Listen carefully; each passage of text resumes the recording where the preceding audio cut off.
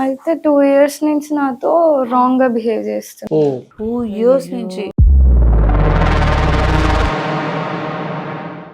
అంటే ఏం చేస్తున్నాడమ్మా బిహేవియర్ అంటే? అంటే ఎక్కడంటే అక్కడ టచ్ చేయడం, రాంగ్ గా బిహేవ్ చేయడం అలా చేస్తున్నాడు.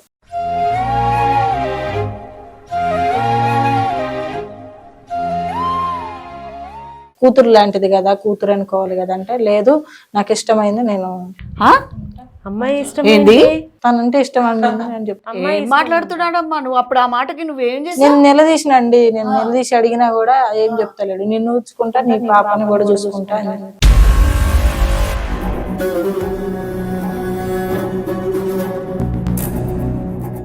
అమ్మ మీరు చెప్పలేదా మరి? తండ్రి స్థానంలో ఉన్నారు, మీరు ఎందుకు ఇలా చేస్తావు? మీరు రివర్స్ అవ్వలేదా? అయ్యాను, అయితే అదే అమ్మని కొడతా, చంపేస్తా అని చెప్పేసి ఇంకా బెదిరిస్తున్నాడు.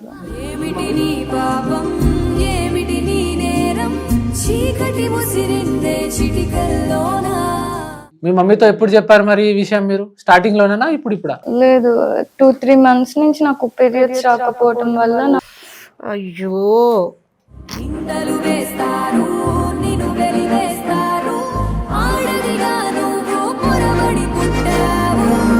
సార్ నాకు డౌట్ వచ్చిందండి, ఏంది పాప మెత్తగా ఉంది, ఏంది కాలేజీకి కూడా వెళ్ళట్లేదు, హెల్త్ బాగాలేదు అయిందని ఒకసారి టెస్ట్ చేయించుదామని తీసుకెళ్తే హాస్పిటల్కి పాప ప్రెగ్నెన్సీ అని చెప్పారు.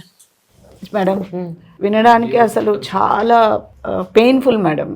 నాన్న అని పిలిచే ఒక పిలుపు దగ్గరే సెక్యూర్ లేదంటే ఇంకా అమ్మాయి బయట పోయి అసలు ఇంకేం సాధించగలుగుతారు మేడం?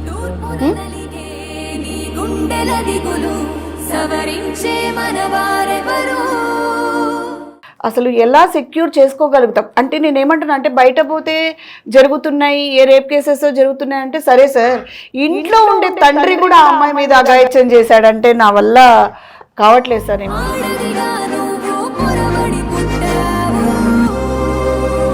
చెప్పండి అమ్మా, అడగండి. నువ్వేం చేసినావో నీకు తెలియదా? నువ్వు చేసిన పనికి నిన్ను చంపి నరికి అసలు బొంద పెట్టాలి అసలు.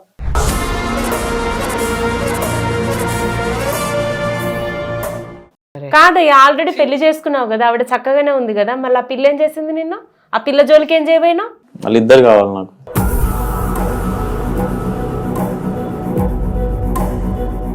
నేను ముందుండి ఒక ఆడపిల్లకి న్యాయం చేపిస్తాను. నా విచారణ కార్యక్రమానికి ఈరోజు మనల్ని సంప్రదించడానికి ఒక తల్లి కూతురు వచ్చారండి. వాళ్ళ వివరాలు ఏంటో తెలుసుకుందాం. మీతో పాటు మేము కూడా ఆశ్చర్యంగా ఎదురు చూస్తున్నాం వాళ్ళు ఎందుకు వచ్చారో అని తెలుసుకుందాం. చెప్పండి అమ్మా, మీ పేరు? నమస్తే అండి, నా పేరు రజని. ఇక్కడ మీ షో చూసి నేను కాంటాక్ట్ అయ్యి ఇక్కడికి వచ్చిన. ఓకే ఓకే, షో చూసి కాంటాక్ట్ అయ్యారమ్మా. ఎక్కడి నుంచి వచ్చారమ్మా? ఖమ్మం నుండి వచ్చిన. ఖమ్మం నుంచి వచ్చారు. ఎవరి అమ్మాయి? మా పాప అండి. మీ అమ్మాయి. ఇప్పుడు ఏ విషయం మీద కలుస్తున్నారమ్మా మమ్మల్ని? ఇక్కడ ఒక అతను నన్ను సెకండ్ మ్యారేజ్ చేసుకున్నాండి. మా భర్త నన్ను వదిలేసిండు. మీకు మొదట భర్త లేరు? లేరండి, వదిలేశారు. వదిలేసి ఒంటరిగా బతకలేక వేరే అతన్ని తోడుగా మ్యారేజ్ చేసుకుని రెండో వివాహం చేసుకున్నారు మీరు. అతను ఏం చేసిండు, నన్ను మ్యారేజ్ చేసుకొని నా మ్యారేజ్ అయ్యేటప్పటికి నా పాపకి 9 years. 9 ఏళ్ల పాప. 9 ఏళ్ల పాపకి తోడుగా ఉంటాడు నాకు అని. అవునులే, తండ్రిని ఇవ్వాలి అని అనిపించింది. తండ్రిని ఇవ్వాలి, మాకు అండదండగా ఉంటాడు, చూసుకుంటాడు అని నేను పెళ్లి చేసి. ఎప్పుడు చేసుకున్నారండి? ఒక 10 years. 10 years. 10 years అయిపోయింది. ఫస్ట్ హస్బెండ్ కి డివోర్స్ ఇచ్చేసారా? డివోర్స్ ఇచ్చేసానండి. డివోర్స్ ఇచ్చేసి నేను ఇంకా ఒంటరిగా ఉండలేక మళ్ళీ రెండో పెళ్లి. ఫస్ట్ హస్బెండ్ ప్రాబ్లం ఏముండే అండి? కొంచెం డ్రింక్ చేసి కొంచెం ఇంట్లో ఫ్యామిలీ పట్టించుకోకుండా ఉండటం వల్ల కొంచెం ఇబ్బంది పడి. మ్యారేజ్ ఎన్ని ఇయర్స్ అవుతుందా? 10 years అవుతుంది. మరి ఇప్పుడు హస్బెండ్ బాగా చూసుకుంటున్నాడా? తను పర్లేదండి, బాగానే చూసుకుంటుండో. కొంచెం అతని మీద కొంచెం ఏదో డౌట్ గా ఉండి మిమ్మల్ని. అమ్మాయి ఏం చదువుతుంది? Degree first year. Degree first ఇయరా? ఏం చేస్తుంటారమ్మా? డల్గా ఉన్నారు, మాట్లాడండి. డిగ్రీ ఫస్ట్ ఇయర్ చదువుతున్నారా? చెప్పండి అమ్మా, ఏం సమస్య ఉంది? నేను ఒక అతన్ని మ్యారేజ్ చేసుకున్నాను చెప్పా కదండి. అతను నా కూతురుని ఒక తండ్రి లాగా ఫీల్ అవుతాడని నేను చేసుకున్నాను, మనకు అండగా ఉంటాడని. తన చూపులు నా పాప లేవటం, కూర్చోవటం, అటు వెళ్ళి రాటు ఇటు వెళ్ళి రావటం చూస్తుంటే ఏదో ఫీల్ అయిపోతుండు. అది తన మీద కన్ను పడ్డదో మరి ఏందో తెలియదు. నన్ను చూపులు అసభ్యకరంగా చూస్తున్నాడు. చేతల పనులలో కూడా కొంచెం వేరేలాగా ప్రవర్తించడం లాంటివి జరుగుతుంది. ఏందని గట్టిగా ఆరాధీసి మా పాపని అడిగితే ఇది విషయం అని చెప్పింది. ఏం చెప్పింది పాప? తను అంకులు నాతోటి ఇట్లా ఉన్నాడు. అంకుల్ ఎందుకు చెప్తుంది? తండ్రి కదా, డాడీ అని చెప్పాలి కదా. డాడీ అంటే ఫస్ట్ నుండి డాడీ అనే పిలవకోకుండా అంకుల్ అనే పిలవటం జరుగుతుంది. ఇన్ఫ్లుయెన్స్ చేశాడేమో డాడీ అంకుల్ చెప్పమని చెప్పి. డాడీ అని పిలిచినట్టయితే ఏమి లేకుండా ఉండేది, ఒక కూతురు లాగా చూసుకునేవాడే. అంకుల్ అని పిలవటం వల్ల ఇది తన మీద అభిప్రాయం ఉండి ఇక ఏదో చేతలలో కొంచెం. ఏమైందమ్మా చెప్పండి అమ్మా, నిర్భయంగా చెప్పండి, టెన్షన్ పడకండి. ఏమైంది, ఏం చేశాడు మీ డాడీ? ఇక్కడ ఎవరేం అనరు, అర్థమైంది, అందరం పెద్దవాళ్ళే ఉన్నారా, మేం భయపడాల్సిన అవసరం లేదు. నువ్వేం భయపడకుండా చెప్పు. నువ్వేదో ఎందుకు అట్లా భయపడుకుంటూ కూర్చున్నావు, మంచిగా కూర్చో, ఫ్రీగా కూర్చో. చెప్పండి అమ్మా, ఏమైంది అసలు మీ డాడీకి అంకుల్ అని చెప్పే ఆ సిచ్యువేషన్ ఎందుకు వచ్చింది? అంకుల్ ఎందుకు చెప్పారు మీరు ఫస్ట్ చెప్పండి. అంకుల్ అంటే ఫస్ట్ నుంచి డాడీని డాడీ అని పిలవడం అలవాటు అయిపోయి నేను సడన్ గా కొత్త వ్యక్తి కాబట్టి అంకుల్ అని పిలిచాను. మేము మ్యారేజ్ అయ్యేటప్పుడు 9 సంవత్సరాలు అంటే అవగాహన ఉంది కదా సార్, అందుకే అంకుల్ అని చెప్పుకుంటూ పోయింది. అయితే ఏమైందమ్మా? అయితే 2 years నుంచి నాతో రాంగ్ గా బిహేవ్ చేస్తాను. 2 years నుంచి, not 2 days, not 2 months, 2 years నుంచి ఎలా భరించావు నాన్న? అంటే ఏం చేస్తున్నాడమ్మా బిహేవియర్? అంటే ఎక్కడంటే అక్కడ టచ్ చేయడం, రాంగ్ గా బిహేవ్ చేయడం అలా చేస్తున్నాడు.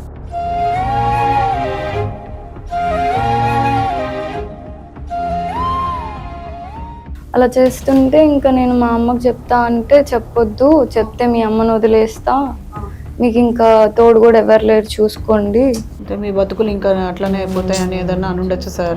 ఏమన్నా చేయనన్నా చేస్తాను అలా బెదిరించారు మిమ్మల్ని, అందుకని నేను మా అమ్మకి ఏం చెప్పలేదు. మీరు చెప్పలేకపోయారు? లేదు. అంటే నువ్వు చిన్నపిల్లవు కూడా కావుమా, కొంచెం మీకైతే అర్థం అవుతుంది పక్కన కూర్చోవడం ఏంటి, పైన కూర్చోబెట్టుకోవడం ఏంటి, అసలు ముట్టుకోరాని చోట ముట్టుకోవడం ఏంటి, ఇవన్నీ మీకు తెలుస్తాయి కదా. అంటే ఏంటి మిస్బిహేవ్ అంటే ఏంటి, ఏం చేస్తారు? అంటే ఐ మీన్ మీ అంకుల్ అంటున్నావు కదా, ఏం చేసేవారు? అదే అండి, బ్యాడ్ గా టచ్ చేస్తాడు, ఎవరు లేనప్పుడు వచ్చి పక్కన కూర్చొని బ్యాడ్ గా టచ్ చేస్తాడు. అలా ఇంకా నేను చెప్పలేకపోతుంది అమ్మాయి, చెప్పలేని పనులు చేస్తున్నాడు. ఎట్లా చెప్తారు? చిన్నపిల్ల 19 years అంటే ఏం తెలుసు? ఇప్పుడిప్పుడే లోక జ్ఞానం తెలుస్తున్నది. అలాంటి వ్యక్తి టచ్ చేయడం అంటే ఎంత పాపం. ఒక తండ్రి స్థానంలో ఉండి ఇలాంటి పనులు చేయాలంటే అసలు మనిషేనా? అదే కదా, కనీసం మీరు అమ్మాయి పైగా నాన్న ఇలా చేయకూడదు కదా, ఎందుకు ఇలా చేస్తున్నావు, నేను అమ్మకి చెప్తాను, చెప్పలేదా? మరి చెప్పానండి, చెప్తేనే అది మీ అమ్మని వదిలేస్తాను. అమ్మ మీకు సపోర్ట్ లేదా మరి? Family support? ఎవరు సపోర్ట్ లేదండి, తన అండ చూసుకొని మేము. అమ్మా నాన్న ఎవరు లేరండి, అక్క చెల్లెళ్ళు తమ్ముళ్ళు ఎవరు లేరండి, తనే అన్ని చూసుకుంటా అని చెప్పేటాలకే అందరిని వదిలేసుకు. అంటే మీ పెళ్ళేటప్పుడు మరి మీ ఫ్యామిలీ వాళ్ళు అందరు అగ్రీ ఉండేనా? అందరు ఎగ్రీ ఉండే, అందరు ఇష్ట ప్రకారంగానే మీరు రెండో పెళ్లి చేసుకున్నారా? మరి సపోర్ట్ చేయాలి కదా అందరూ. సపోర్ట్ చేయాలంటే తర్వాతకి మళ్ళీ ఏమన్నారంటే తను మంచిగా చూసుకుంటుండే కదా. ఈ విషయం తెలుసా మరి మీ వాళ్ళకి? తెలియదండి, చెప్తే బయటికి తెలిస్తే మరి ఇంకా ఇదైతుంది అనేసి ఆడవాళ్ళు కదండి, నన్ను చేసుకొని నా పాపను చేయటం అంటే బయటికి చెప్పుకుంటే మా ఇజ్జత్ పోతుంది కదా. అందుకని మెయిన్లీ ఏంటంటే సార్, ఎమోషనల్లీ బ్లాక్మెయిల్ చేస్తున్నాడు, వాళ్ళ ఎమోషనల్తో బాగా ఆడుకుంటున్నాడు. ఎవరూ లేరని చెప్పేసి పెళ్లి చేసుకుంది. ఈ బ్యాక్గ్రౌండ్ అంతా తెలుసు కాబట్టే తనకి, అందులోనూ పాప ఉండేసరికి ఇద్దరిని యూజ్ చేసుకోవాలి అని ఒక దుర్బుద్ధితో ఈమెతోని పరిచయం చేసుకొని పెళ్లి చేసుకొని ఆ పాపను వాడుకుంటుంది. అదే ఇందులో సమాజం ఎటుపోతుందో అసలు అర్థమవుతలేదు మేడం. ఇలాంటి చూస్తుంటే ఒక్కొక్కసారి చాలా అసలు ఘోరంగా లోపల నుంచి ఒక కోపం లెక్క వచ్చేస్తుంది. ఎంత ప్రశాంతంగా ఉన్నా కూడా ఇలాంటి విన్న వెంటనే అసలు బేసిక్ ఎథిక్స్, అసలు ఎథిక్స్ ఏమంటున్నారు తెలియకుండా ఇలాంటివి చేస్తున్నారు ఇవాళ రేపు. చాలా బాధాకరం ఇదైతే. అందులో వాళ్ళిద్దరిని అలా పట్టేసుకున్నాడు ఆయన. అది ఇంకొక మూడో వ్యక్తికి తెలియకుండా, మూడో వ్యక్తితో చెప్పకుండా, వీళ్ళకి దగ్గర జరిగేది ఏది కూడా బయటికి వెళ్ళకుండా అలా పట్టేశాడు వాళ్ళని, లాక్ చేసేసాడు అంతే. చెప్పండి అమ్మా, మరి తెలిసిన తర్వాత మీరు ఏం యాక్షన్ తీసుకున్నారు? తెలిసిన తర్వాత అడిగినండి, నిలదీసి అడిగిన, ఏంటి ఇట్లా చేసినావు, మరి నన్ను చేసుకున్నావు కదా, తన్ని కూతురు లాంటిది కదా, కూతురు అనుకోవాలి కదా అంటే, లేదు నాకు ఇష్టమైంది, నేను అమ్మాయి ఇష్టం ఏంది, తనంటే ఇష్టం అండి అని చెప్పి మాట్లాడుతున్నాడమ్మా. నువ్వు అప్పుడు ఆ మాటకి నువ్వేం చేసి? నేను నిలదీసినండి, నేను నిలదీసి అడిగినా కూడా ఏం చెప్తలేడు, నిన్ను చూసుకుంటా నీ పాపని కూడా చూసుకుంటా అని.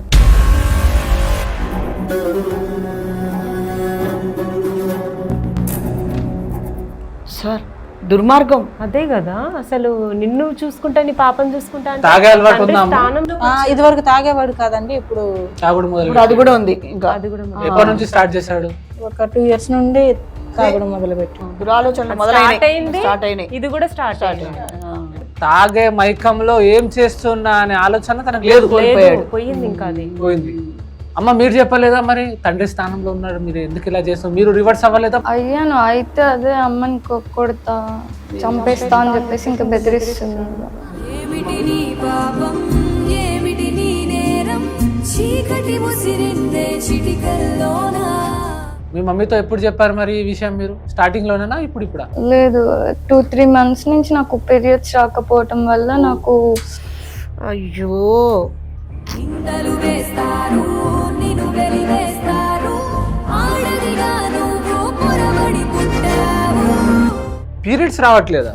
అందుకని ఇంకా అమ్మకి డౌట్ వచ్చి ఒకసారి నాకు డౌట్ వచ్చిందండి, ఏంది పాప మెత్తగా ఉంది, ఏంది కాలేజీకి కూడా వెళ్ళట్లేదు, వెళ్తే బాగాలేదు అయిందని ఒకసారి టెస్ట్ చేయించుదామని తీసుకెళ్తే హాస్పిటల్కి పాప ప్రెగ్నెన్సీ అని చెప్పారు. మేడం వినడానికి అసలు చాలా పెయిన్ఫుల్ మేడం. అసలు తట్టుకోలేక నేను కూడా నా వల్ల ఎమోషన్ని ఆపుకోలేకపోతున్నాను సార్. ఎందుకంటే ఈ రోజుల్లో ఎవరి దగ్గర స్వేచ్ఛ ఉంటుంది, ఎవరి దగ్గర సెక్యూర్ ఉంటుందో చెప్పండి సార్. నాకు ఫస్ట్ వన్ నాన్న అని పిలిచే ఒక పిలుపు దగ్గరే సెక్యూర్ లేదంటే ఇంకా అమ్మాయి బయట పోయి అసలు ఇంకేం సాధించగలుగుతారు మేడం? నీ గుండెల దిగులు సవరించే మనవారెవరు. తండ్రి యారు రాక్షసుడా అమ్మ? అర్థమైతే లేదు. ఆయన మీరు ఇంత సైలెంట్గా ఎందుకు కూరుకున్నారమ్మా? కొంచెం ఆలోచించాలి కదా, ఏంటిది అసలు? ఆలోచించినవండి, నిలదీసి అడిగినాం, ఏదైనా చెప్తే బయటికి చెప్తే మిమ్మల్ని చంపేస్తాం, అది ఇదని బెదిరిస్తుంటాం, ఏ తోడు లేదు, ఒంటరిగా బతుకుతున్నాం. మేడం మీరు ఎమోషనల్ అయితే ఎలా చెప్పండి? అంటే సార్ నేను నిరంతరం కూడా ఎంతోమంది చైల్డ్ మీద కావచ్చు, అసలు ఆడపిల్లల మీద అంటే యుక్త వయసు వచ్చినా కావచ్చు, టీనేజర్స్ మీద కావచ్చు, నిత్యం ఇవే కేసెస్ సార్. అసలు ఎలా సెక్యూర్ చేసుకోగలుగుతాం అంటే నేనేమంటున్నా అంటే బయట పోతే జరుగుతున్నాయి, ఏ రేప్ కేసెస్ జరుగుతున్నాయి అంటే సరే సార్, ఇంట్లో ఉండే తండ్రి కూడా ఆ అమ్మాయి మీద అఘాయిత్యం చేశాడంటే నా వల్ల కావట్లేదు సార్. ఏమో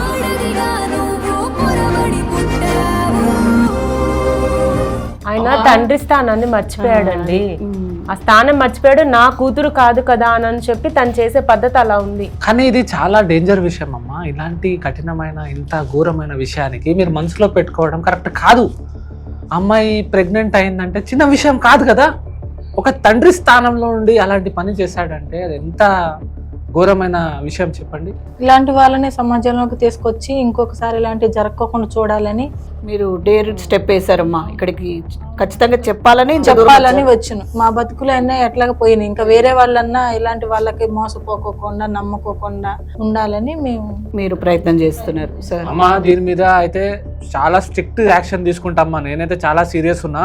మీకు ఖచ్చితంగా న్యాయం, మీతో పాటు నేను పోలీస్ స్టేషన్ వస్తా, మీతో పాటు నేను కంప్లైంట్ దగ్గర నుంచి చేయిస్తా అమ్మా. ఎఫ్ఐఆర్ చేద్దాం. ఆ రాక్షసుడి మీద ఎంత కఠినమైన సెక్షన్ ఎఫ్ఐఆర్లు పడతావు అంత కఠినంగా వేసి మీకు చట్టపరంగా న్యాయం వచ్చేటట్టు చేస్తామమ్మా. అలాంటి వాడు మరి దూరం అయితే మరి మీ ఫినాన్షియల్ కండిషన్ మరి మీరు బతకగలుగుతామండి. అలా బతకగలుగుతాం. ఎందుకంటే ఇలాంటి మూర్ఖుడితో బతికి జీవితాలు నాశనం చేసుకునే కంటే సమాజానికి ఒక మెసేజ్ లాంటిది ఇవ్వాలి. నేను నా కూతురే అన్యాయం అయింది కాకోకుండా సమాజంలో ఎంతో మంది ఆడవాళ్ళు ఉన్నారు. ఒక డేర్ స్టెప్ తీసుకున్నారు. నా చేతులేసి నమస్కరిస్తున్నాను. మీ స్టెప్ తీసుకున్నారు. మీలాంటి వాళ్ళు చాలా మంది సఫర్ అవుతున్నారు. వాళ్ళందరూ కూడా బయటికి రావాలి. నిర్భయంగా పోలీసులు ఉన్నారు, మనకి వ్యవస్థ ఉన్నది, మనకు చట్టం ఉన్నది.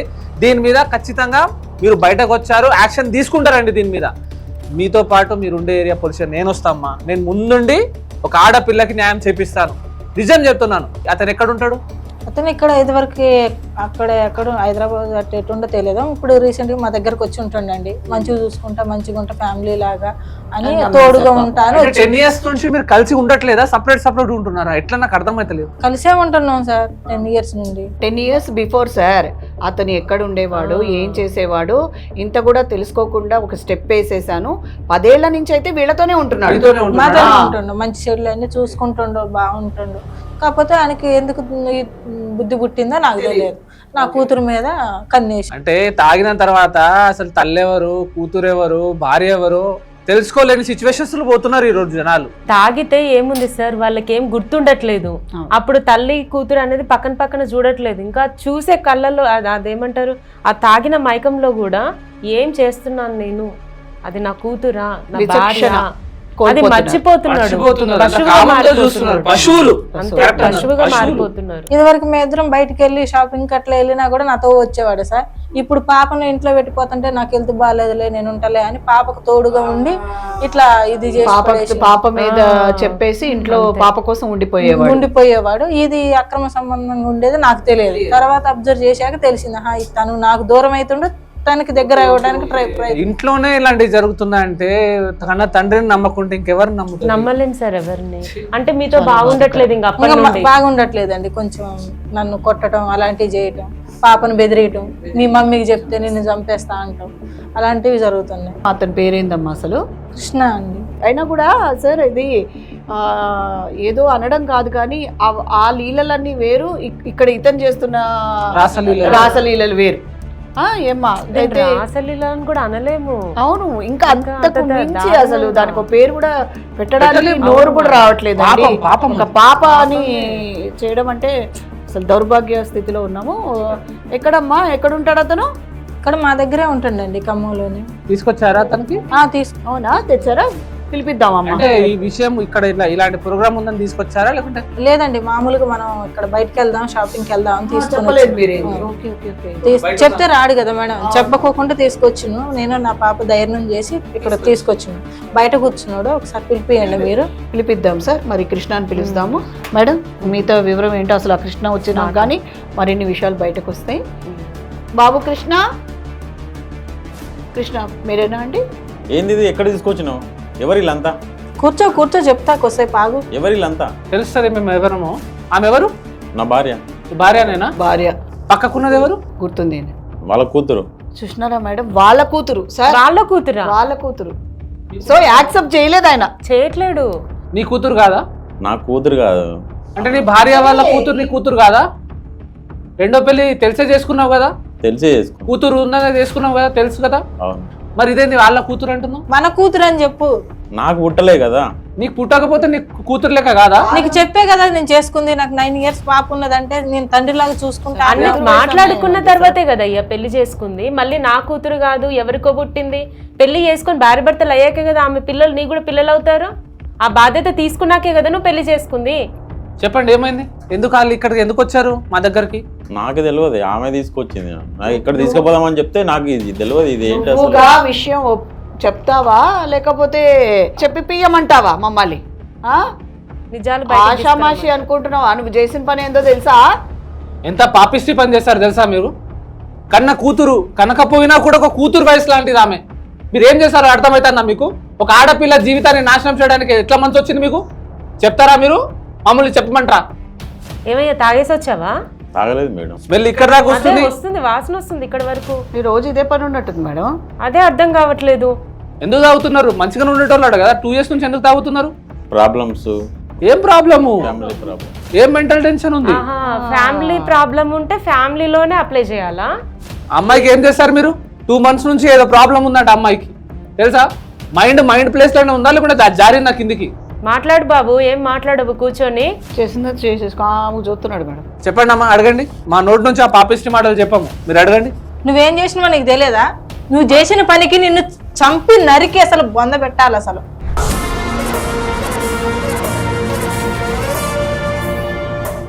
పాపను ఏం చేసినావు? నీ వల్ల ప్రెగ్నెన్సీ అయింది తెలుసా? ఆ విషయం తెలుసా మీకు? అయ్యా పైకి చూడు, కిందేం చూస్తున్నావు? కిందేం లెక్క పెడుతున్నావు? అటు చూడు. వినటి నువ్వు చేసిందంతా చేసి కిందికి చూస్తున్నావా?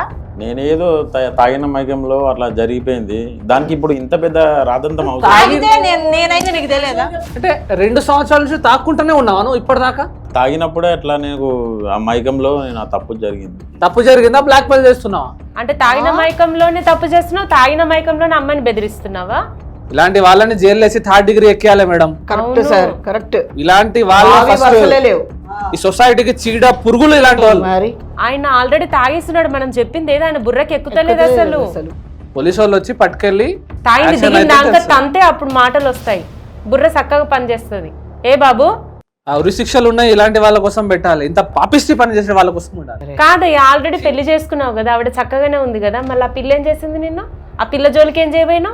మళ్ళీ ఇద్దరు కావాలి నాకు.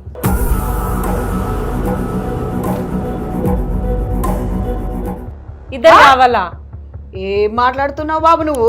ఏ కాలంలో ఇట్లాంటి వాళ్ళని బాబు కూడా ఏందిరా? ఏం మాట్లాడుతున్నావు నువ్వు? ఎక్కడ కూర్చొని ఏం మాట్లాడుతున్నావు నువ్వు? తాగింది దిగుతలేదు, మళ్ళీ మళ్ళీ లోపలికి వస్తున్నావు. అమ్మాయిని కూడా పెళ్లి చేసుకుంటావా మరి? చూసుకుంటాం. చూసుకుంటావా? చేసుకుంటావా పెళ్లి అని అడిగితే చూసుకుంటా అంటున్నావు. నేను అడిగిన మేడం అట్లే అంటుండే మేడం. కాదు గట్టిగా ఎక్కేసిందండి, ఎక్కేసింది మంచిగా. సార్ మీ ముందరే మాట్లాడుతున్నా, ఇంత బల్బు అసలు ఏమనుకోవాలి సార్ దీన్ని? అసలు బుద్ధి లేదు ఇలాంటి వాళ్ళు, తాగుబోతోళ్ళు. రోజుకు చాలా మంది తాగి తాగి ఇలా తయారవుతున్నారు. డ్రగ్స్ కూడా తీసుకుంటావేంది? తాగితే ఇలా మాట్లాడండి, చాలా నీట్ గా మాట్లాడతారు. కరెక్టే. డ్రగ్స్ ఏదో అది ప్యాంటు ఆ షర్ట్ చూస్తేనే తెలుస్తున్నది అసలు ఏం తొడుగుతున్నాడు ఏం లేదు, అసలు అర్థమైతలేదు తనకి. ఇలాంటి వాళ్ళకి పోలీసు వాళ్ళే కరెక్ట్, ఇలాంటి వాళ్ళకి కంప్లైంట్ ఇవ్వాలి.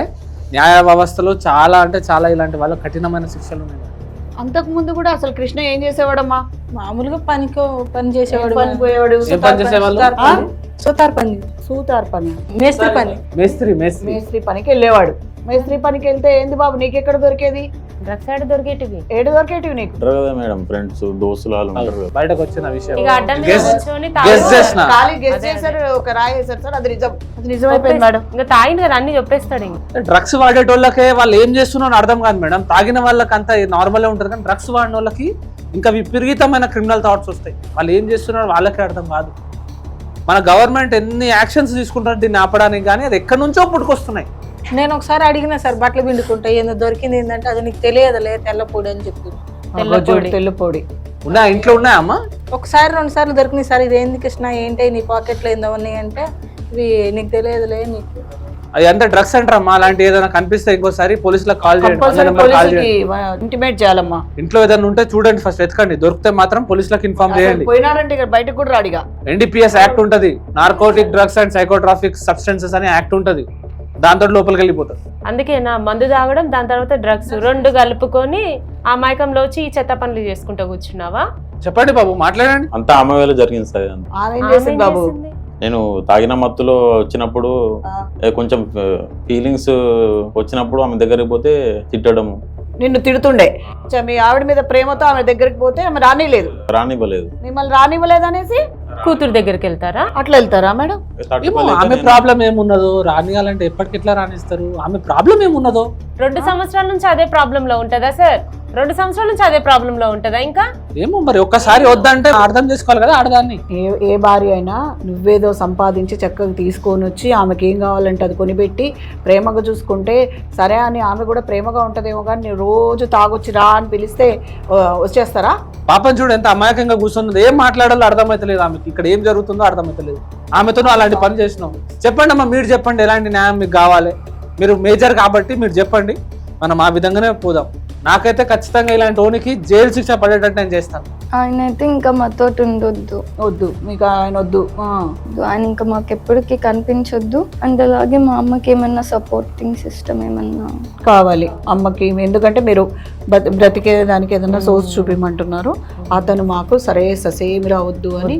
ఆ పాప మాటలు వింటుంటే అసలు నిజంగా ఎంతగా బాధపడిందో అర్థమైపోతుంది. అసలు అవన్నీ భరించి 4 గోడల మధ్య 2 సంవత్సరాల నుంచి అండి, నరకం.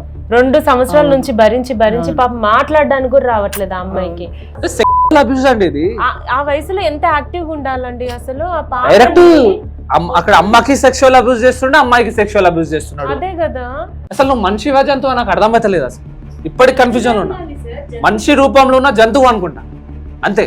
లేదు సార్, ఇప్పుడు నేను నచ్చకపోతే 4 గోడల మధ్యలో వదిలేయాలి, కానీ ఇట్లా తీసుకొచ్చి ఇట్లా టీవీలలో నువ్వు చేసిన దానికి మేమిద్దరమే బలవుతున్నాం కదా. నచ్చకపోతే వదిలేయాలి, కానీ ఇదేంటి సార్ ఇదంతా? ఇది మీ ముందర తీసుకొచ్చి కెమెరాలు పెట్టి రావాలండి, ఇలాంటి బయటకు రావాలి. మీలాంటి వాళ్ళు ఎంతమంది ఉన్నారు చీడ పురుగులు, ఇలాంటివి చూస్తే వాళ్ళు కొంచెం అలర్ట్ అవుతారు, ఇలాంటి తప్పు చేయరు.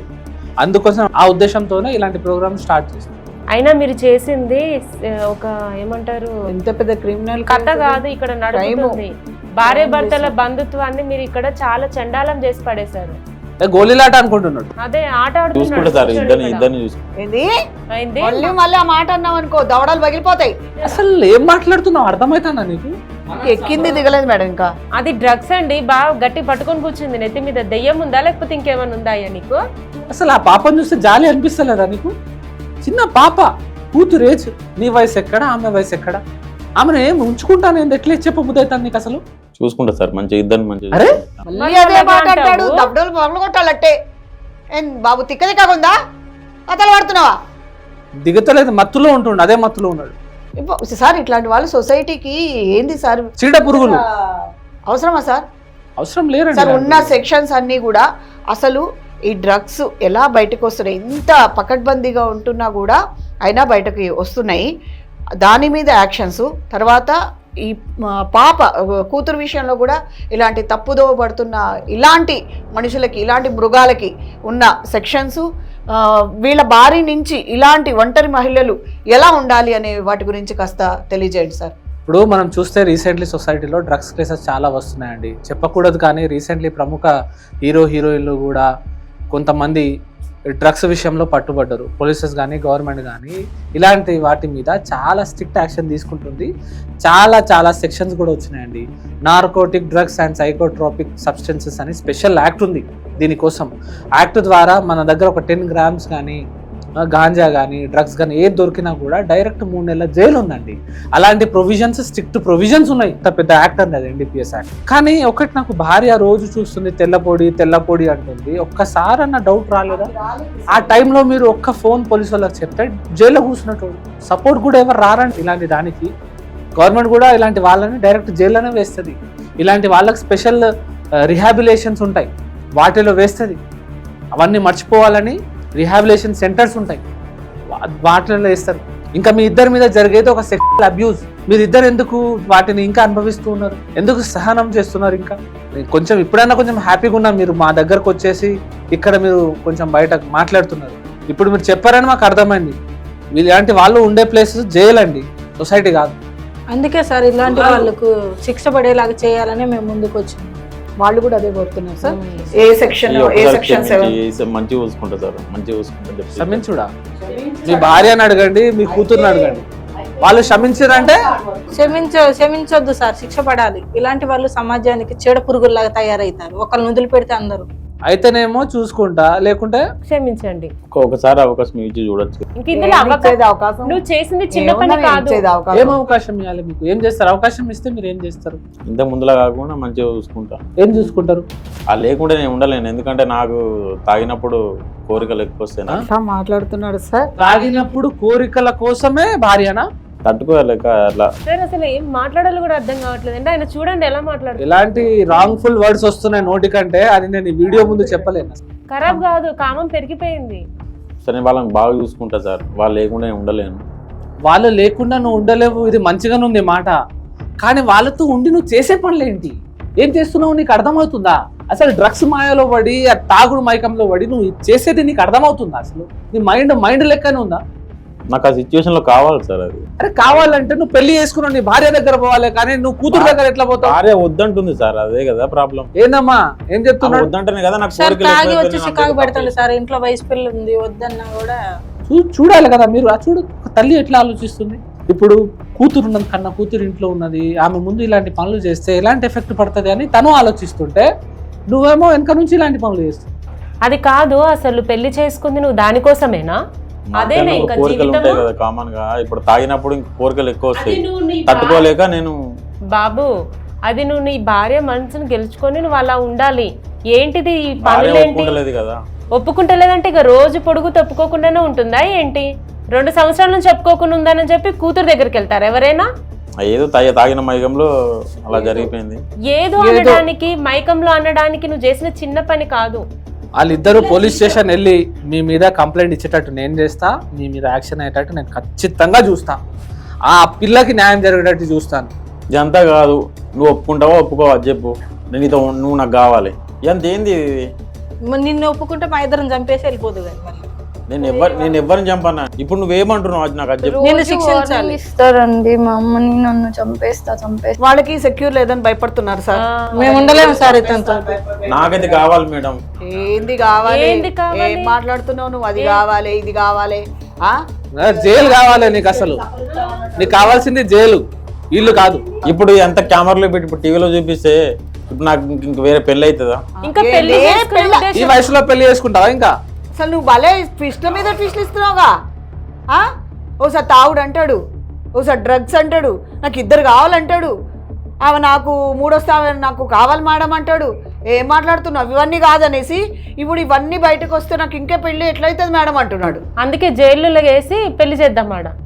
ఖచ్చితంగా సార్ ఇతను మాత్రం హానికరం. ఖచ్చితంగా నేను పర్సనల్ గా తీసుకుంటాను. నేను ఈ కేసు ఏం కేసెస్ ఉన్నాయి అది పెట్టేసి అసలు మనమే మేడం ముందు వీళ్ళకి నేను చాలా పర్సనల్ గా తీసుకుంటాను. చాలా పర్సనల్ గా తీసుకుంటామా, మీరు భయపడే అవసరం లేదండి. ఖచ్చితంగా మీరు భయపడాల్సిన అవసరం లేదమ్మా, మీకు మేము ఉన్నాము.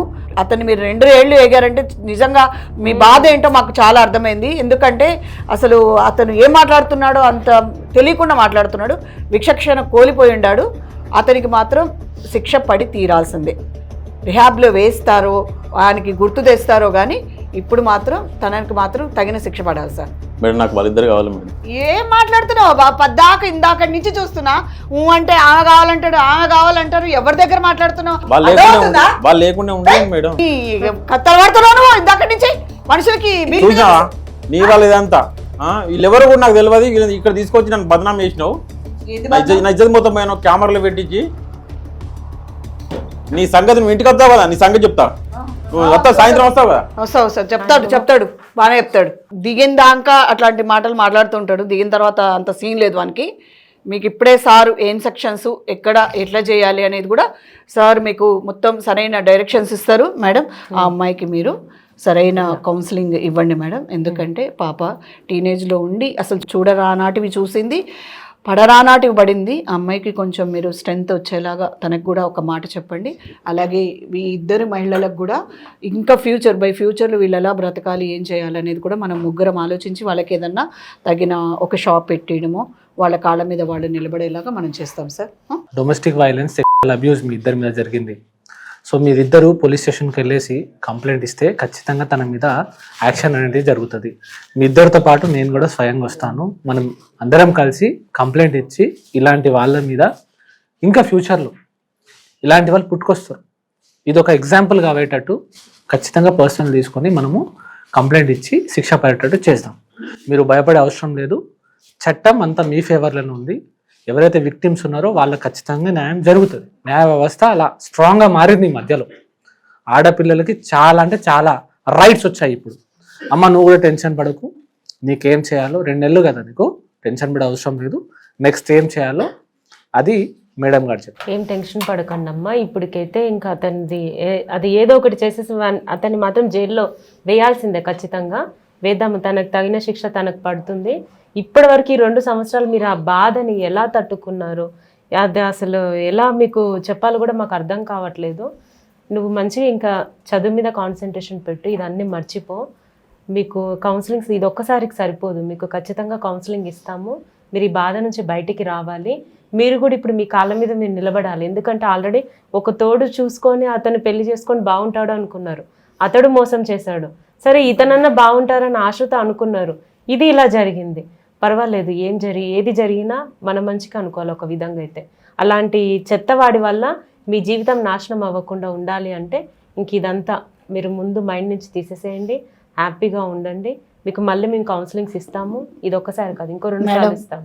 అయితే ఇప్పుడు అసలు అమ్మాయి 2 నెలల ఇప్పుడు 2-3 మంత్స్ నుంచి రాలేదంటున్నారు. అమ్మాయి ప్రెగ్నెన్సీని ఏం చేయాలండి? అసలు ఆ అమ్మాయికే ఒక స్టేబుల్ లేదు అసలు. ఇలాంటి విషయాలలో ఏం చేయాలి? ఫస్ట్ ఎఫ్ఐఆర్ చేస్తారండి. ఎఫ్ఐఆర్ చేసిన తర్వాత ఎఫ్ఐఆర్ లో అమ్మాయి నిజంగానే ప్రెగ్నెంట్ ఉందా లేదా అనేది మొత్తము స్టేట్మెంట్ లో రాస్తారు. ఇద్దరు స్టేట్మెంట్లు తీసుకుంటారు. తనకు ఎలాంటి శిక్ష చేయాలో, ఎలాంటి యాక్షన్స్ తీసుకోవాలో తీసుకుంటారు. ఫస్ట్ తను జైలుకి వెళ్తాడు ఒక 3 months, ఎందుకంటే చేసింది చాలా పెద్ద క్రిమినల్ యాక్ట్ కాబట్టి. దాని తర్వాత ఆ ప్రెగ్నెన్సీ ఏం చేయాలో అనేది అప్పుడు వీళ్ళ మీదనే వదిలేస్తారు. ఎందుకంటే ఆడపిల్ల స్వచ్ఛత ఉన్నది, తనంతగా తాను అబోర్షన్ చేయించుకునే రైట్ ఆమెకు, మ్యారీడ్ అయినా అన్మ్యారీడ్ అయినా కూడా. సో తన ఆలోచన ప్రకారం జరుగుతుంది ఏ జరిగినా. అది మీరు ఆలోచించుకోండి, దాన్ని బట్టి తగిన సొల్యూషన్ మనం చేద్దామమ్మా. ఓకేనమ్మా, మీరు భయపడకండి, మేమున్నాం, మేమందరం ఉన్నాం. న్యాయ వ్యవస్థ ఉంది, పోలీసులు ఉన్నారు, అందరూ మీకు అండగా ఉంటారు. నమస్కారం. జాగ్రత్త. చూశారు కదండి, రజని తన బాధని, తన ఆవేదనని మనతో వ్యక్తం చేశారు. కన్న బిడ్డని కసాయి తండ్రి అంతగా అమానుషంగా ప్రవర్తించడాన్ని మేము వినలేకపోయాం, అసలు భరించలేకపోయాం. సో వీటి గురించి మరింత యాక్ట్స్ గురించి మన అలీ గారే వివరిస్తారు. ఒక మదర్ డాటర్ మీద జరిగింది సెక్షువల్ అబ్యూస్. ఈ అబ్యూస్ అనేది రేప్ కేటగిరీలోకి వస్తుందండి. ఇంతకుముందు సెక్షన్ 375 ఉండే ఐపీసీలో, దానివల్ల చాలా 7 years దాకా జైలు శిక్ష ఉంటుంది. ఇది ఒక సాంఘిక నేరం కిందికి వస్తుంది. ఒక్కసారి ఎఫ్ఐఆర్ అయితే జీవితమే స్పాయిల్ అయిపోతుంది ఆపోజిట్ పర్సన్. ఆ కేసు నడిచే అన్ని రోజులు ఎటు బయటకు వెళ్ళలేము, లాక్ అయిపోయి ఉంటాము, ఎవరు కూడా జాబ్ ఇవ్వరు, ఒక రేపిస్ట్ అనే ట్యాగ్ పడుతుంది. సో ఈ వీడియో చూసిన అందరికీ ఇలాంటి సెక్షువల్ అబ్యూజెస్ ఎవరైనా చేస్తూ ఉంటే, ఒకవేళ మా వీడియో వాళ్ళ దాకా రీచ్ అయితే ఇకనైనా ఆపేయండి. ఎందుకంటే ఇంతకు ముందు లేక ఇప్పుడు చట్టాలు ఇవ్వండి, చట్టాలు చాలా స్ట్రిక్ట్ అయ్యాయి. మీరు చూస్తూనే ఉన్నారు కదా టీవీలలో ఫేమస్ సెలబ్రిటీస్ కానీ యూట్యూబర్స్ కానీ ఇలాంటి సెక్షువల్ అబ్యూజెస్ కేసెస్లో పడి జైలుకి వెళ్ళి వచ్చిన వాళ్ళని మనం చూసాము. స్టిల్ జైల్ పడిన వాళ్ళని కూడా మనం చూస్తున్నాము. సో జాగ్రత్తగా ఉండాలని మీ అందరిని నేను కోరుకుంటున్నానండి. అలాగే ప్రతి తల్లిగా, భార్యగా, చెల్లిగా, అక్కగా ఎవరైతే తన కుటుంబంలో ఉంటున్నారో, మీరు ఏ బాధనైనా సరే మీ ఆపోజిట్ పర్సన్ ఎవరైతే మగవాళ్ళు ఎవరైతే ఉన్నారో వారి నుంచి మీరు ఏది కూడా భరించాల్సిన అవసరం లేదు. ఎందుకంటే ప్రతిదీ కూడా మీకు ఒక న్యాయం ఉంటుంది. మీరుగా మేము ఇది అనేది చెప్పుకునే బాధ ఉంటుంది. ప్రతిదీ ఏదున్నా కూడా బయటకు తీసుకొని రండి. మీ ఇంట్లో మీరే మిమ్మల్ని లాక్ చేసుకొని బాధపడాల్సిన అవసరం లేదు. ఇప్పుడు మీకు అందరికీ చట్టాలు వచ్చాయి, దేన్ని కూడా భరించకండి. ఏదున్నా సరే బయటికి రండి, మీకు మీరు న్యాయం చేసుకోండి. నమస్కారం.